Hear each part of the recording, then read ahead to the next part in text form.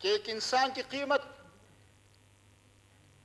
اگر پوری دنیا کو یکجا کیا جائے تو ایک انسان کی قیمت ہم ادا نہیں کر سکتے. لیکن میری گزارش ہوگی حکومت سے کہ جتنی بھی خاندان متاثر ہوئے ہیں ان کے لیے مالی امداد کا اعلان کیا جائے اور آئندہ کے لیے ایسے حادثات کے تدارک کے لیے فوری طور پر عملی اقدامات اٹھائے جائیں. میں سانحات کا دورہ ہے. پشاور اور کوہاٹ سے لے کر لسبیلا تک ہمیں پورے ملک میں جنازے ہی جنازے نظر آ رہے ہیں. اس میں شک نہیں کہ انسان خلقتاً کمزور پیدا ہوا ہے اور انسانی کمزوری کا اعتراف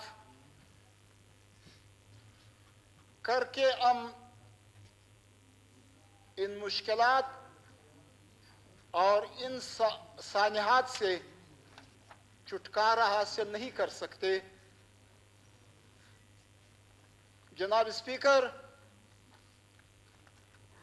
لسبیلا کے مقام پر جو حادثہ رونما ہوا یقیناً دلخراش انسیڈنٹ ہے، دلخراش ایکسیڈنٹ ہے. لیکن چونکہ ہم بارہا اسی فلور پر یہ رونا رو چکے ہیں کہ بلوچستان میں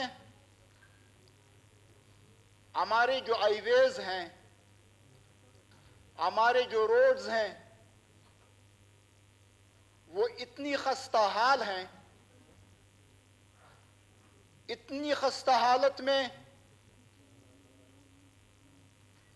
آپ جتنی اچھی گاڑی اور جتنے اچھے تجربہ کار ڈرائیور کو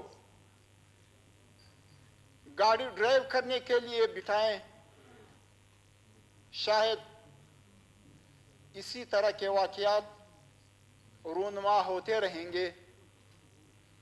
تو ضرورت اس امر کی ہے کہ بلوچستان کے ہائی ویز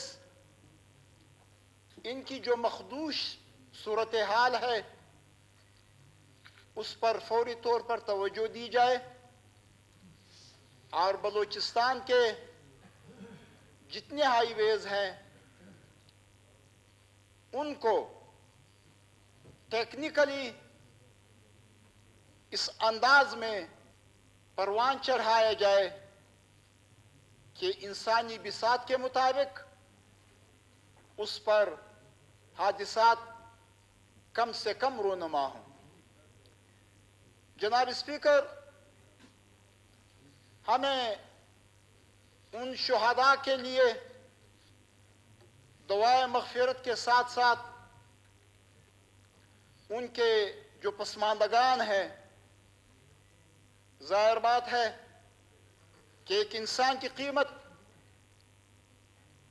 اگر پوری دنیا کو یکجا کیا جائے تو ایک انسان کی قیمت ہم ادا نہیں کر سکتے.